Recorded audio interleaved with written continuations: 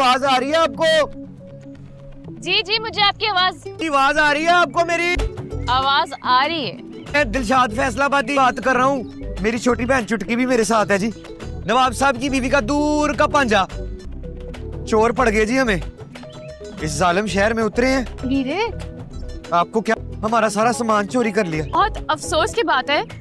वो तो जी बड़ी मेहरबानी है। मैं और मेरी बहन तो पूरे शहर में जलील होते रहते जी। इन्होंने हमें अपना मोबाइल दे दिया तो हमारा आपसे राब्ता हो गया, वरना हमने घर की घंटी बजाई है। वो आपको किसी घंटी की आवाज आई है? जी जी, आवाज आई। सही जगह पे आए हैं। हाँ जी, हम आपको सुन भी सकते हैं और देख भी सकते हैं अपनी गुनहगार आंखों से। वो कैसे जी? आंखें भी गुनाह करती हैं जी? वीरे पीछे देख। हाय। तो ये है आप लोगों का कमरा। ना जी, दिलशाद फैसलाबादी। शाद हैदराबादी जी। हमें ये लोग इस घर में नहीं चाहिए। आप ये कराची में सामान से भी फायरिंग होती है? ठीक नहीं किया आपने। नाम बड़ा दिलचस्प सा है। क्या नाम है उसका? दिलशाद। की वजह से उसका हाथ जल गया है। आपने अपनी फ्रेंड के साथ क्या किया है? खीरा है खीरा, ये लड़का नहीं है भाई। खीरा? कहते हैं कि मोहब्बत के चक्करों में नहीं पड़ना चाहिए, तो जिंदगी तो जहन्नम बनी जाएगी। मोहब्बत किसी से, शादी किसी और से होगी। अपने हाथों से अपनी जहन्नम में धकेलना चाहोगे? तुम ही बताओ दिलशाद फैसलाबादी।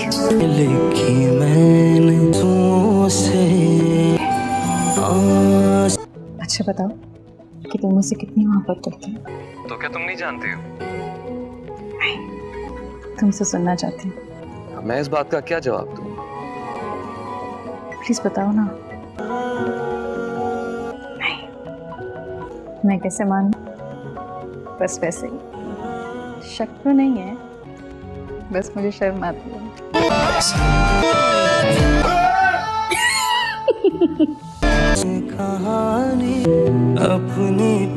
वो अपने बॉस के साथ नहीं आएगी। वो अपने बॉस के साथ आएगी।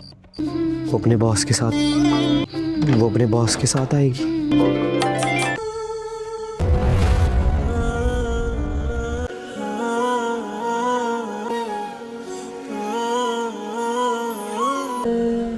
लापता तू है मंजिले।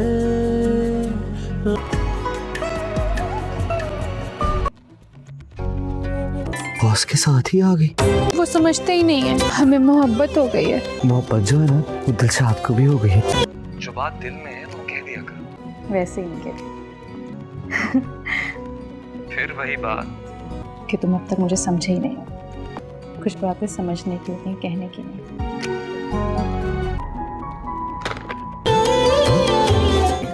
किसी अनारकली का दिल नहीं जो तुम चार दीवारी में बंद कर दोगे। नीली की मोहब्बत है। तो मेरी हालत तो किसी रांझे से भी बुरी है। आप अनारकली नहीं है। वहाँ ये माशा ये गा रहे थे। सदर में कपड़ों की एक दुकान। बढ़िया ना ले लवो पागा वाले ओ।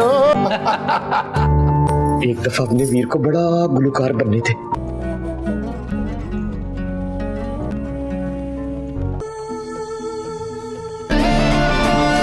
मामा को बहू चाहिए, सनी को मामा चाहिए, हर किसी को अपनी पड़ी हुई है।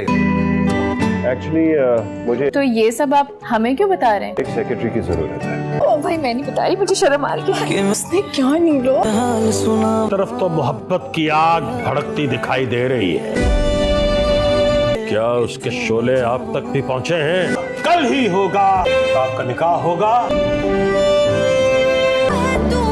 दो मंजिल हमेशा एक से महरूम रह जाते हैं। लोगों के ख्वाब देखने वाले। दिलशाद, दिलशाद। जरूरत क्या, ख्वाहिशें भी खरीदेगा तेरा भाई। हैदराबादी, हैदराबादी। फैसलाबादी, फैसलाबादी। ऐसे ताड़े मार मार के रोई दुनिया मेरी आवाज की दर्द को सुन के ना। आप भी उसमें से गुजर रही है ना, तेरे आने से जिस कैफियत से मैं गुजर रहा हूँ। जो मेरे जीने में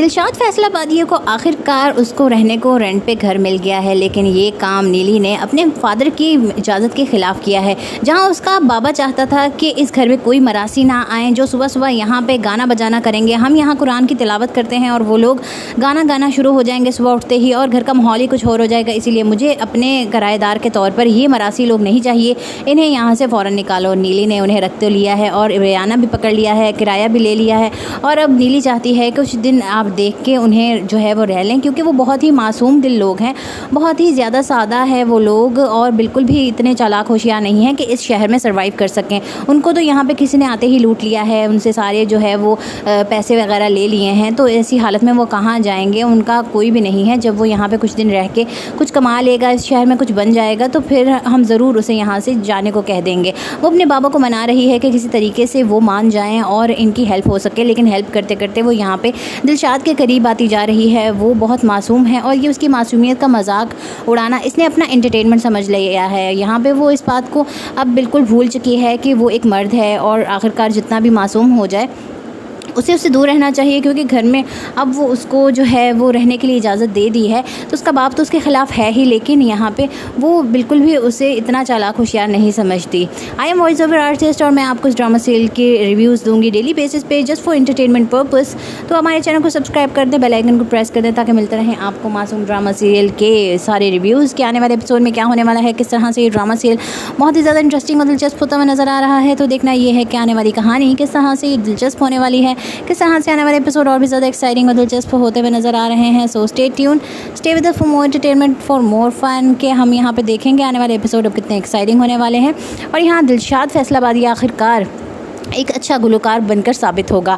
जो दिलशाद फैसलाबादी है अब यहाँ पे जो है वो हैदराबादी बनने वाला है, लेकिन अब उसे इस बात के लिए जो है वो यही चाहता है कि मेरी शनाख्त ही यही हो कि दिलशाद फैसलाबादी अब यहाँ पे एक अच्छा गुलकार बन के दिखाएगा। वो बहुत जगह ऑडिशन देता है, बहुत ही जगह उसको जो है गाने बजाने का जो एक शौक़ है वो अपना पूरा करता है, लेकिन आखिरकार उसको एक बड़ी इंडस्ट्री से काम के लिए ऑफ़र आ जाती है। वो बहुत ही ज़्यादा खुश होता है कि फ़ाइनली उसके काम की किसी ने कदर की है और उसे वहाँ पर जब वहाँ ब्रेक मिलता है तो वो ज़रूर इससे फ़ायदा उठाता है और फाइनली पहुँच जाता है उरूज की उस मुकाम पे जहाँ उसने सोचा था। लेकिन जब वो वहाँ पलट के देखता है तो नीली उसके साथ नहीं होती। नीली अपने बॉस के साथ शादी करके अपने घर बसा चुकी होती है, क्योंकि नीली जहाँ जॉब करने लगती है सेक्रेटरी के तौर पर, जहाँ उसको अपना बच्चा घर का हाउस जॉब उसको करनी है और उसको देखना है कि घर का मैनेजमेंट किस तरह से चलता है, तो ये तो एक जॉब होती है, लेकिन अब ये जॉब एक बीवी भी कर सकती है। तो इसीलिए वो उसे शादी ऑफ़र करता है और कहता है कि तुम मुझसे शादी कर लो, मैं तुमसे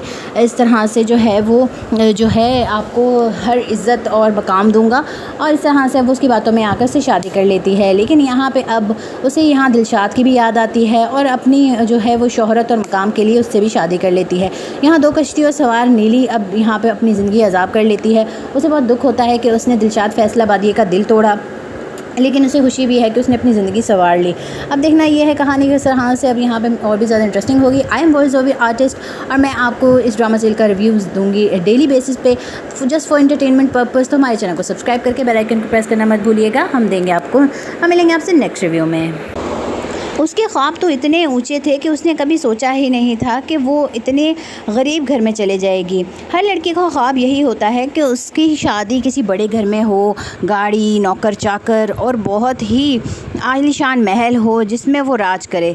लेकिन इसने भी यही सोचा था, हर ख्वाब में हर जगह इसको लगता था कोई शहज़ादा आएगा, इसे बिहा के ले जाएगा और सारी ज़िंदगी इसकी सुकून में गुजरेगी। लेकिन यहाँ पे जैसे माहौल में वो रह रही है, जैसे इन्वायरमेंट में रह रही है, वहाँ पे किसी भी शहज़ादे का आना नामुमकिन था, क्योंकि ऐसे छोटे घर की लड़कियों से कोई भी शहज़ादा गाड़ी लेके आके शादी नहीं करता। उससे लगा था कि कोई मौजज़ा तो ज़रूर होगा। उसका बिलीव था कि उसे एक ना एक दिन ऐसे महल में रहने की और राज करने की एक ना एक दिन तो जो है वो मिलेगी अपॉर्चुनिटी। लेकिन यहाँ पे जब उसकी शादी एक छोटे से दुकानदार से हो जाती है तो वो बहुत ज़्यादा शॉक्ड होती है। वो शादी से बारहा इनकार करती है कि मुझे यहाँ शादी नहीं करनी। मैंने आपको कहा था कि मैंने किसी भी ये परचून की दुकान वाले से शादी नहीं करनी। कि मैं जो है वो इस तरह से बस सारा सौदे का हिसाब ही रखती रह जाऊंगी और मंथली पैसों के लिए तरसूंगी और इस तरह से मुझसे गुजारा नहीं होता। पहले ही मैंने इस घर में बहुत गुजारा किया है, लेकिन अब मैं अपने हस्बैंड के घर, अपने शौहर के घर जहाँ मेरी शादी होगी वहाँ मैं राज करना चाहती हूँ। मैं ये सौदे के हिसाब में नहीं पढ़ना चाहती। लेकिन उसके पेरेंट्स ने एक नहीं सुनी, क्योंकि वो जानते थे कि इसके ख्वाब महज ख्वाब हैं। ये ख्वाब हकीकत का रूप कभी नहीं लेंगे, क्योंकि ये सब तो सिर्फ फिल्मों ड्रामों में होता है कि एक लड़की जो गुर्बत से एक छोटे से घर में रह रही होती है और कोई अमीर शहज़ादा आकर उसकी किस्मत बदलता है और सब ठीक हो जाता है। यहाँ पे वो उसको समझाते हैं कि ये जो दिन रात तुम ड्रामे देखती रहती हो ना, ऐसा कुछ नहीं होता। रियल लाइफ और रियलिटी जो है वो इससे काफ़ी डिफरेंट है। I am voice over artist and I provide you this drama serial review on daily basis for entertainment purpose. यहाँ पे हम बताएंगे आपको कि किस तरह से अब जब उसका यकीन हो जाता है कि मुझे ऐसी लाइफ ज़रूर जीने को मिलेगी, तो वो अब इस बात के लिए, इस शादी के लिए बिल्कुल भी रज़ामंद नहीं होती। लेकिन फिर भी यहाँ पे उसको ब्लैकमेल करके, इमोशनल ब्लैकमेल करके, बार बार इस तरह से जो है वो टीज़ करके उसे इस शादी के लिए मना लिया जाता है। फाइनली वो अब दुल्हन बने, उस इंसान के साथ शादी करके अपने कमरे में जो है वो जो है मलबूसी जोड़े में मलबूस वहाँ पे बैठी होती है। जैसे ही वो इंसान अंदर आता है, उसने तो पहले ही सोचा होता है कि जब इसकी इनकम नहीं है, ये इतना बड़ा इंसान नहीं है, तो ये अच्छा इंसान नहीं है।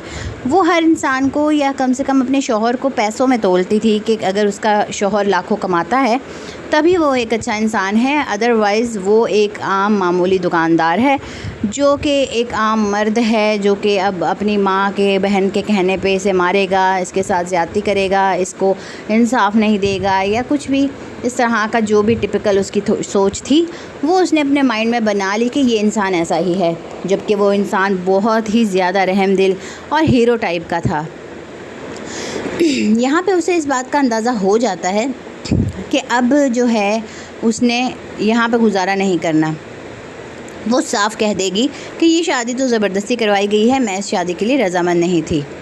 अब यहाँ पे जैसे ही वो उसके करीब आके बैठता है, उसे जो है एक रिंग पहनाने की कोशिश करता है, तो वो हाथ पीछे कर लेती है और फ़ौरन ही घूंघट उठा के साफ कह देती है कि देखें, मैं इस शादी के लिए बिल्कुल तैयार नहीं थी, मुझे अभी शादी करनी ही नहीं थी, मेरी ये शादी ज़बरदस्ती करवाई गई है, तो लिहाजा मैं आपसे रिक्वेस्ट करूँगी कि जब तक मेरी रज़ामंदी जो है वो शामिल ना हो, आप मेरे साथ किसी भी किस्म की ज़बरदस्ती ना करें। यहाँ वो शॉक्ड होके फिर पहले और फिर बाद में मुस्कुराने लगता है कि आपको किसने कह दिया मैं आपसे कोई ज़बरदस्ती करने वाला हूँ।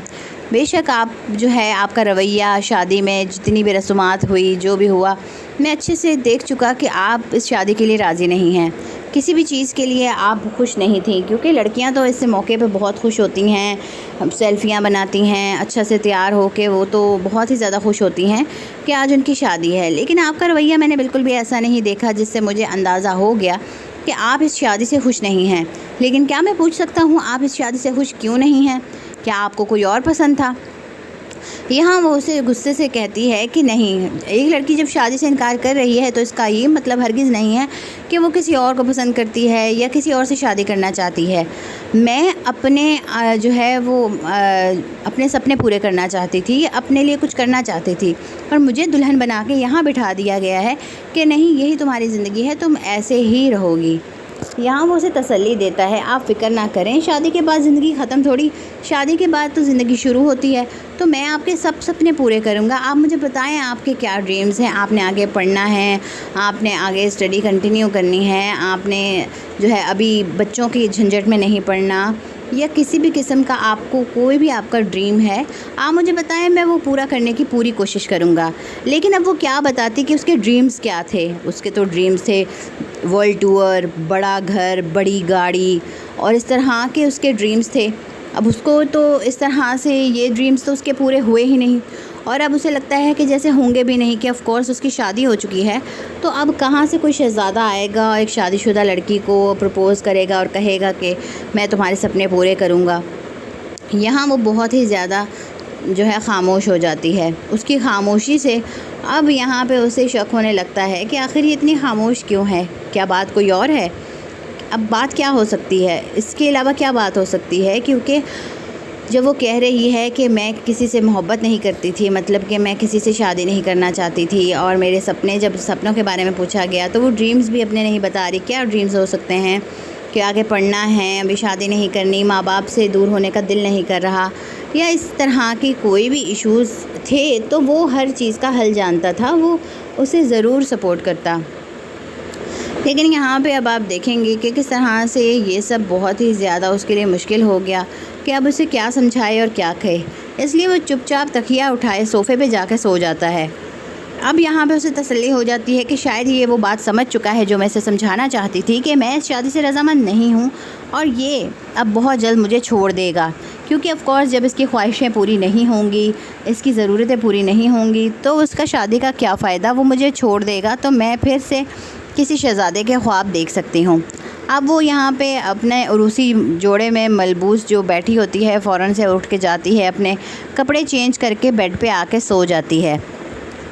सुबह उठते ही दरवाज़े पे जब दस्तक होती है तो उसकी नींद ख़राब हो जाती है, लेकिन फिर भी वो तकिए में मुँह दिए सोई रहती है।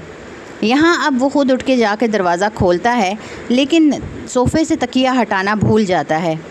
जब वो दरवाज़ा खोलता है तो उसकी माँ सामने खड़ी होती है और अपने बेटे को बहुत ही मोहब्बत से देखती है कि उठ गया मेरा शहज़ादा, बहू नहीं उठी अभी तक, उसे बोलो उठ जाए, मेहमान आ रहे हैं, उसकी मुंह दिखाई की रस्म होगी और फिर कुछ रस्में हैं और इसके घर वाले नाश्ता लेके भी आ रहे हैं, तो तुम उसे बोलो कि उठे और तैयार होके अच्छा सा नीचे आ जाए। वो उसे कहता है कि ठीक है मम्मा, मैं उनको उठाता हूँ, तो फिर जो है ना हम नीचे आते हैं।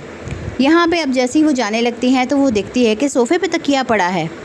मतलब इसका क्या मतलब, वो थोड़ा सा झिझक जाती हैं और यहाँ पे जो है वो सोचने लग जाती है कि मेरे बेटे को तो सोफ़े पे नींद ही नहीं आती और वो तो बेड पे सोने का आदी है, तो ये सोफ़े पे तकिया, मतलब कि इन लोगों ने जो है वो रात को कुछ भी नहीं किया, या कुछ भी इनके साथ जो इनकी क्या बहस हुई है, लड़ाई हुई है, वो तो फ़िक्र में आ गई कि आखिर पहली रात इनकी ऐसी क्या बहस हुई कि उसे सोफ़े पे सोना पड़ा।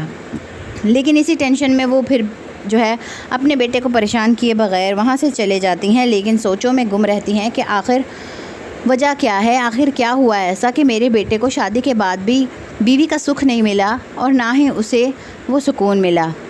यहाँ वो दरवाज़ा बंद करके जब उसको उठाने के लिए जाता है तो वो उसे यहाँ बहुत ही गहरी नींद में बहुत खूबसूरत लग रही होती है। उसके बाल उसके चेहरे पे आ रहे होते हैं। जब वो उसके चेहरे से बाल हटाने लगता है तो वो फ़ौरन से उठ जाती है कि ये आप क्या कर रहे हैं। अब वो भी डर जाता है कि पता नहीं वो कौन सी नाज़ेबा हरकत कर रहा था जो ये इतना डर गई। आखिर को उसकी बीवी है, उसे छूना उसका हक़ है, लेकिन वो उसे कोई भी हक़ नहीं दे रही, यहाँ तक कि अपने चेहरे से बाल हटाने के भी। वो डर जाता है, थोड़ा शर्मिंदा होता है और फिर कहता है कि वो मम्मा सबको नीचे बुला रही हैं, तो आप जल्दी से तैयार हो जाएं, हमें नीचे जाना है, कुछ रस्में हैं और उसके बाद आपके घर वाले नाश्ता लेके आ रहे हैं। अब वो बात समझ जाती है तो वो फ़ौरन से उठ के बाथरूम में जाती है, शावर लेती है और अच्छे से तैयार होके नीचे जाने के लिए रेडी हो जाती है।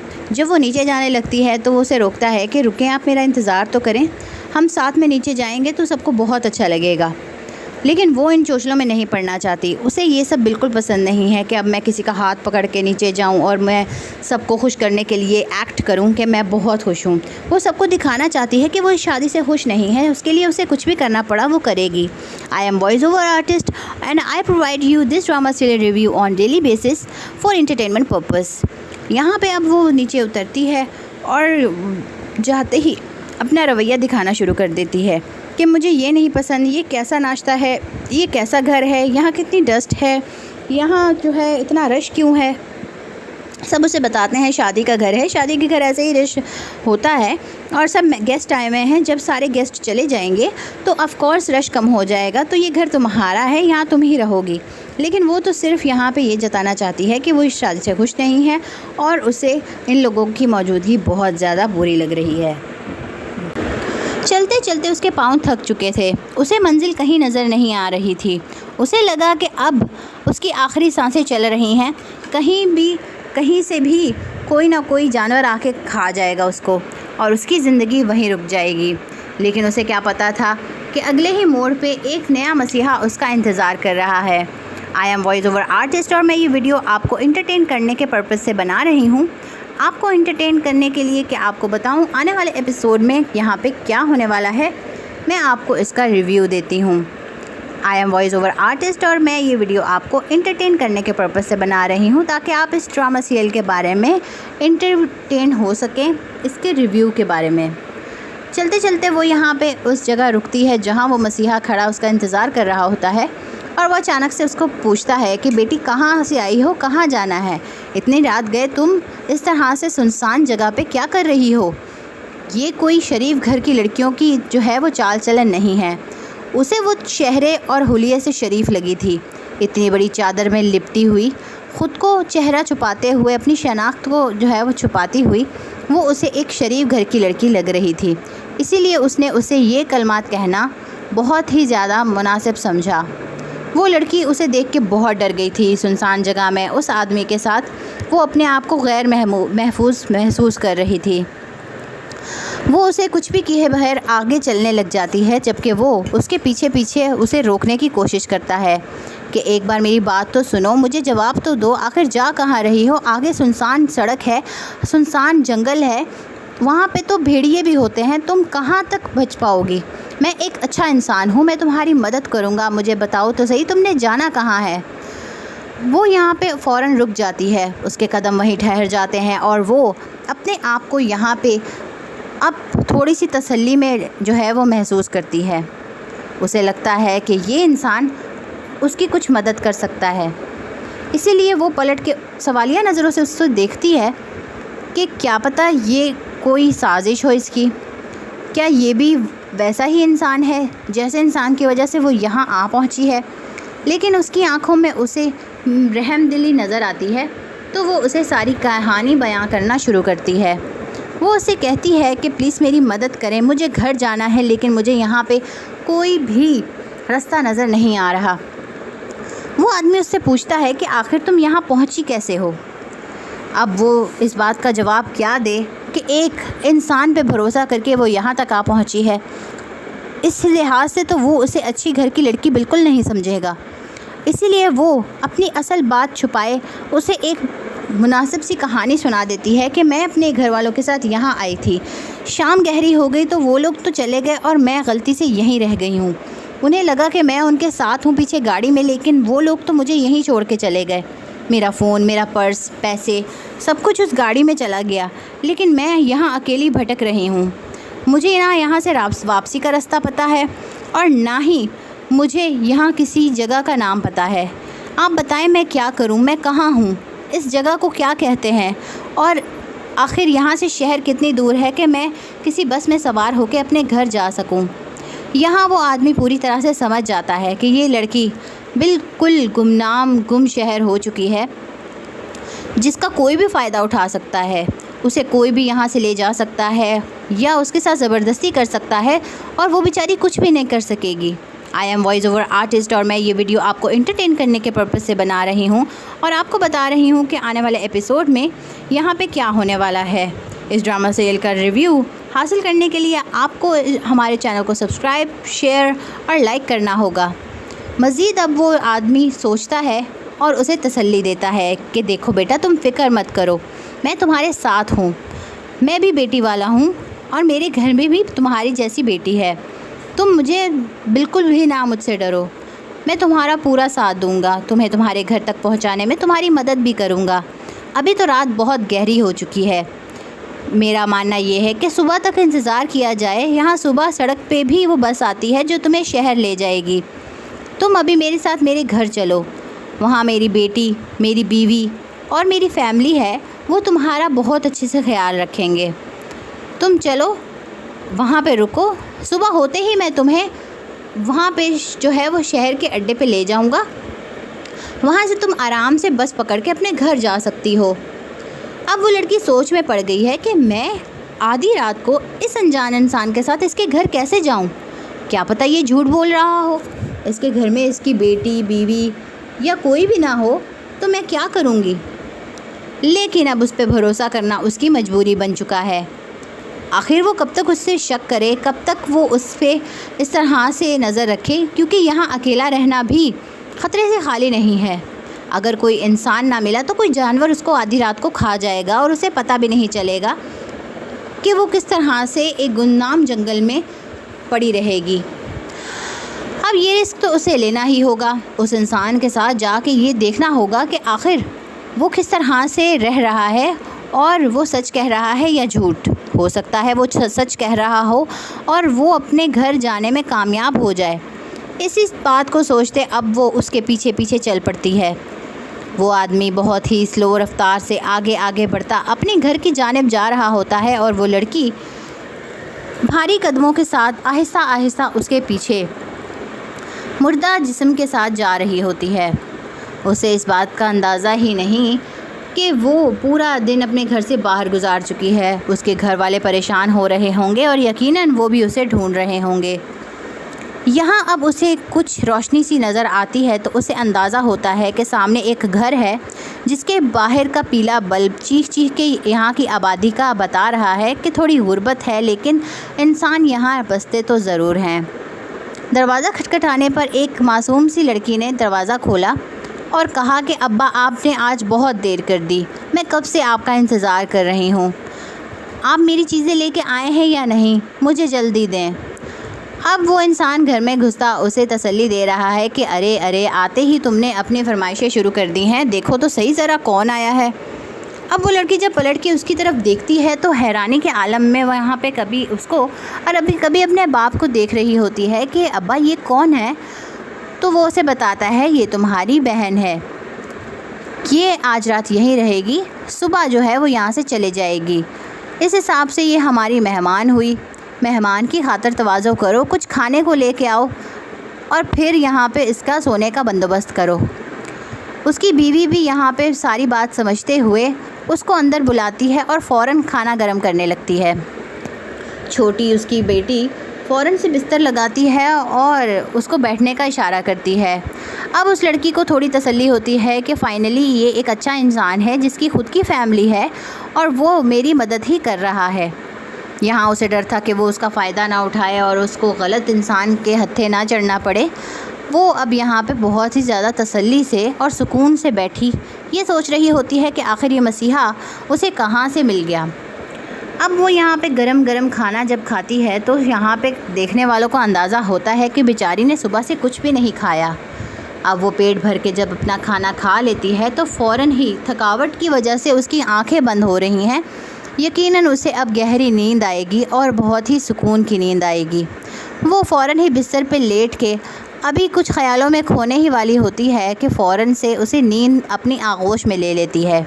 I am voice over artist और मैं आपको ये वीडियो एंटरटेन करने के पर्पज़ से बना रही हूँ।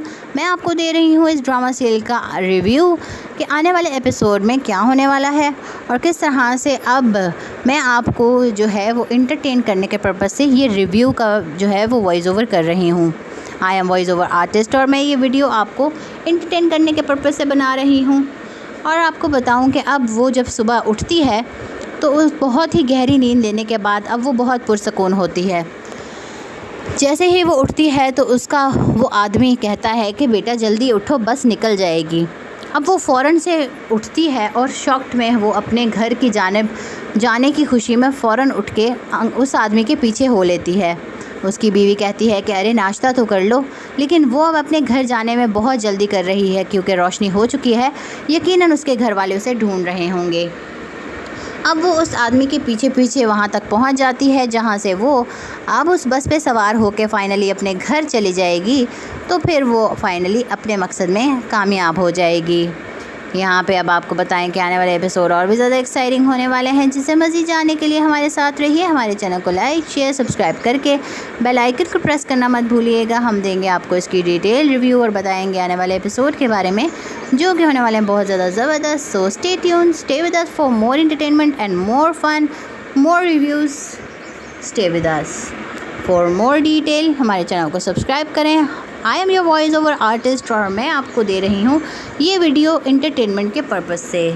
सारा दिन थकी हारी काम करने के बाद उसे लगा था कि शाम को जब उसका हस्बैंड आएगा, उसकी तारीफ़ करेगा, उसके सलीके की, उसकी सारी तरबियत की जो है वो बहुत ही ज़्यादा पज़राई करेगा तो उसकी थकावट उतर जाएगी। लेकिन उसने तो ऐसा कुछ भी नहीं किया। वो उल्टा सीधा अपनी माँ के पास गया। उसकी माँ ने की 2000 शिकायतें कि खाने में नमक तेज़ कर देती है, उसको पता भी है मैं परहेज़ी खाना खाती हूँ, मुझे डॉक्टर ने ज़्यादा नमक मिर्च से मना किया है, तो फिर भी वो जानबूझ के जो है इस तरह का खाना बनाती है, कपड़े साफ़ नहीं धोती और मेरे तो कपड़े ऐसे इस्त्री करती है जैसे जान छुड़वा रही हो। इस तरह के घर के मामूली से कामों की छोटी मोटी शिकायतें करके वो उसका दिमाग पहले से ही ख़राब कर देती है। जब तक वो उसके कमरे तक आता है उसका दिमाग पूरी तरह से ख़राब हो चुका होता है और वो उसको जाते ही गुस्से से देखता है और उसे कहता है कि तुम ध्यान से काम नहीं कर सकती, तुम्हें पता भी है कि माँ को नमक मिर्च जो है वो मना है, तो रोज़ खाने में क्यों तेज़ कर देती हो। यहाँ वो हैरत से देख रही है कि खाने में नमक मिर्च बिल्कुल मुनासिब होता है, खाते वक्त किसी को कोई कंप्लेन नहीं होती, तो न जाने जब इसका शौहर आता है तो तभी उन्हें नमक मिर्च ज़्यादा क्यों महसूस होते हैं, जबकि तब तो वो बिल्कुल नहीं कहती कि नमक मिर्च तेज़ है, बल्कि हम लोगों के लिए वो बहुत ही ज़्यादा बदमुनासिब सा खाना होता है। लेकिन घर के हालात ऐसे हैं कि हम 2 खाने अफोर्ड नहीं कर सकते, इसीलिए एक ही खाने पे सब इत्तेफाक करके हंसी खुशी खा पी लेते हैं। लेकिन ये शिकायतें अब दिन ब दिन बढ़ती जा रही हैं। सारे काम करने के बावजूद उसको कहीं से भी शाबाशी नहीं मिलती। सारा दिन के थकी हुई अब वो किस तरह से अपने आप को जो है वो इस चीज़ के लिए तैयार करती है कि मुझे ये सब बर्दाश्त करके इस घर में रहना ही होगा। वो कुछ ही दिन की छुट्टी आया था, लेकिन वो भी उसकी जो है शिकायतें हैं सुन सुन के यहाँ से जाता है तो उसका तो दोबारा फ़ोन करने का दिल ही नहीं करता। जब भी फ़ोन करता है अपनी माँ का, बाप का हाल चाल और अपने बहन भाइयों की फ़िक्र रहती है, लेकिन उसे उसकी ज़रा भी फ़िक्र नहीं होती कि क्या वो खुश है, क्या उसने आज खाना खाया, क्या वो अपना ख्याल रख रही है, या कम से कम उसको एक बार मायके का चक्कर ही लगवा दिया जाए तो लड़की तो खुश हो जाती है। इस सब के बावजूद उसे मायके भी नहीं जाने दिया जाता कि जिस दिन वो मायके जाएगी उस दिन घर के काम कौन करेगा। उस दिन का खाना बनाना, सफाई सुथराई, ये सब वैसे का वैसा पड़ा रहेगा या हमें करना पड़ेगा। और इसी डर से कोई उसे मायके नहीं जाने देता। सब उसे बस यही एडवाइस करते हैं कि फ़ोन किस लिए होते हैं, फ़ोन पे बात कर लो, अम्मी की याद आ रही है या अब्बू की, अब तो वीडियो कॉल्स भी हो जाती हैं, तो फिर तुम वीडियो कॉल पे देख लो, बात कर लो और फिर अपने घर के कामों में मसरूफ़ हो जाओ। मकसद यही है कि तुम घर से नहीं जा सकती जब तक तुम्हारा शौहर नहीं आ जाता, और जैसे ही शौहर आता है, मायके वाले दावत करते हैं, तब भी इनका मुंह बना रहता है कि हमारा बेटा कुछ ही दिन की छुट्टी आया है और अब ससुराल वाले जाके वहाँ बैठ गया है, साथ ही ये मोहतरमा भी। तो मतलब शिकायतें हैं कि कहीं ख़त्म होती ही नहीं है, ना ही उनके गिले ख़त्म होते हैं और ना ही उन्हें किसी बात की सेटिस्फेक्शन होती है कि ये आखिरकार हमारे घर का फ़र्द है, एक इंसान है और उसे भी खुश रहने का पूरा हक़ है। उसने शुरू में तो बहुत ज़्यादा कंप्लेंट्स की, बहुत ज़्यादा उसने अपने आप को जो है वो इस माहौल में एडजस्ट ना करने का ठान ली थी कि मैं इस हर चीज़ के ख़िलाफ़ बात करूँगी, हर चीज़ के ख़िलाफ़ जाऊँगी जो मुझे पसंद नहीं है। लेकिन आहिस्ता आहिस्ता उसे पता चला कि उसको तो कोई भी सपोर्ट नहीं कर रहा, उसको तो किसी की सपोर्ट हासिल ही नहीं है। वो बहुत ही ज़्यादा यहाँ पे परेशान हो जाती है कि वो शौहर को बताए या अपने घर वालों को कि वो किस अज़ियत से गुज़र रही है। सारा दिन काम करने के बावजूद उसे कहीं से शाबाशी नहीं मिलती, ना ही उसके काम को सराहा जाता है, ना ही उसकी किसी चीज़ की कदर की जाती है। हर लिहाज से, हर चीज़ में उसको इस तरह से परेशान किया जाता है जैसे कि वो इंसान ही नहीं है। और वो लोग इस बात से भी बेखौफ इस तरह से जो है वो उस पर जुल्म कर रहे हैं जैसे उनके घर बेटी ही नहीं है। और जब उनकी ख़ुद की बेटी अगर अगले घर शादी करके जाए और वो लोग इसको इस तरह से परेशान करें तो वो क्या सोचेंगे। आने वाले एपिसोड में यहाँ पे बहुत बड़े ट्विस्ट आपको देखने को मिलेंगे। आई am your voice over artist और मैं आपको बताऊँगी इस ड्रामा सीरियल के आने वाले रिव्यू के बारे में, और ये वीडियो सिर्फ़ और सिर्फ इंटरटेनमेंट के पर्पज़ के लिए है। यहाँ पे हम आपको बताएंगे कि किस तरह से वो सब्र और तहम्मुल से उस वक्त को बर्दाश्त करती करती उसको 2 साल हो जाते हैं। इन 2 सालों में उसका एक चांद सा बेटा भी उसकी गोद में आ चुका है। अब वो भी वक्त मांगता है, वो भी तवज्जो मांगता है कि मेरी माँ मेरे साथ खेले, कुछ देर मुझे गुदगुदी करे, कुछ देर मेरे साथ जो है वो मुझे शहज़ादा कह के मेरे साथ गार्डन में खेले, बैट बॉल खेले, मुझे टाइम दे। लेकिन वो टाइम तो अब उसके पास दिन ब दिन कम होता जा रहा है। घर के काम बढ़ते जा रहे हैं। अब छोटी सी नन्ही सी जान के भी काम हैं, वो भी उसे करने होते हैं जो वो उसे उठा के नहीं कर सकती।